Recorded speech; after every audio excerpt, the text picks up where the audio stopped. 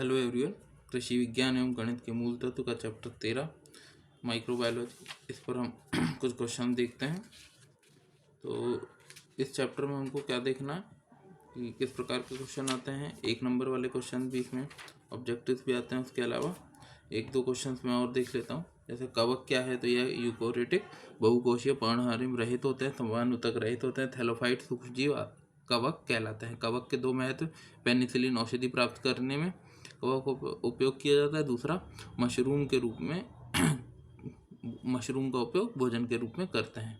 शैवाल क्या है, तो शैवाल क्लोरोफिल युक्त सेल्यूलोज भित्ति युक्त एक कोशिकीय जननांग वाले भ्रूण रहित स्वपोषी जीव शैवाल कहलाते हैं। ये जलीय जीव होते हैं। एक हानिकारक जीवाणु तथा लाभदायक जीवाणु का नाम लिखे तो विब्रियो कॉलेरी जो है जीवाणु है जो हैजा फैलाता है। वहीं यह हानिकारक था। लाभदायक देखे तो लैक्टोबैसिलस लैक्टिस जीवाणु है, दूध को दही जमाने में काम आता है। प्रोटोजोआ से आप क्या समझते हैं? उदाहरण दीजिए। एक कोशिकीय जीव जिसमें झिल्ली युक्त स्पष्ट कोशिकांग पाए जाते हैं, क्या कहलाता है? प्रोटोजोन कहलाते हैं। उदाहरण अमीबा। जीवाणुओं के सामान्य लक्षण लिखने को आते हैं तो क्या लिखेंगे? जीवाणु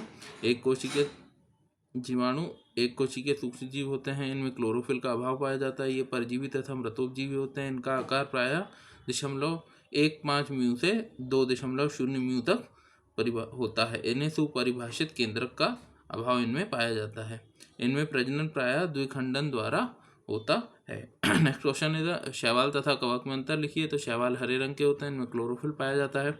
कवक ये रंगहीन होते हैं, इनमें क्लोरोफिल नहीं पाया जाता है। शैवाल अपना भोजन स्वयं बनाते हैं। कवक मृतजीवी या परजीवी होते हैं। शैवाल पानी अथवा नमभूमि में पाए जाते हैं। कवक जो है सड़े गले पदार्थों पर पाए जाते हैं।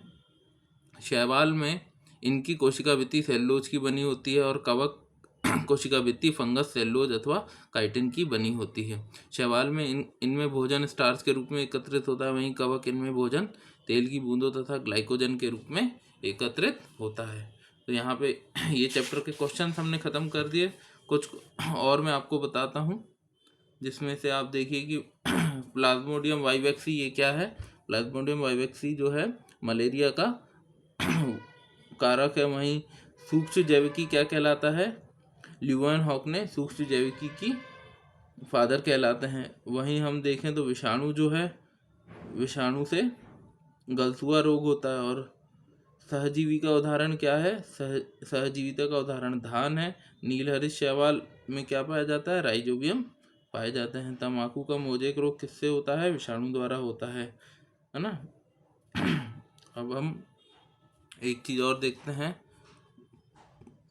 मूंगफली का टिक्का रोग जो होता है वो सर्कोस्पोरा पर्सोनेटा से होता है। वहीं गन्ने का रेड रॉट जो है वो कोलेटोट्राइकम फाल्केटम से होता है।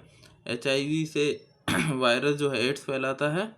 और टेरामाइसिन जो है वो स्ट्रेप्टोकाइकस राइमोसस से होता है। सेल्यूलोज जो है वो आपका कोशिका की शैवाल की कोशिका भित्ति जो है सेल्यूलोज की बनी होती है ना। तो ये कुछ एक लाइन सिंगल लाइन थे। नीलहरित शैवाल जो है जैसा हम सभी जानते हैं वायुमंडल से नाइट्रोजन का स्तरीकरण करती है। और मनुष्यों में जो दाद नाम की बीमारी होती है उसका रोग कारक क्या होता है? ट्राइकोफाइटोन होता है। और जिब्रेलिन हार्मोन किस कवक द्वारा तैयार किया जाता है? जिब्रेलिन हार्मोन जिब्रेला फ्यूजिकोराई द्वारा तैयार किया जाता है। साइट्रिक अम्ल का निर्माण आपका एस्परजिलस नाइगर द्वारा होता है।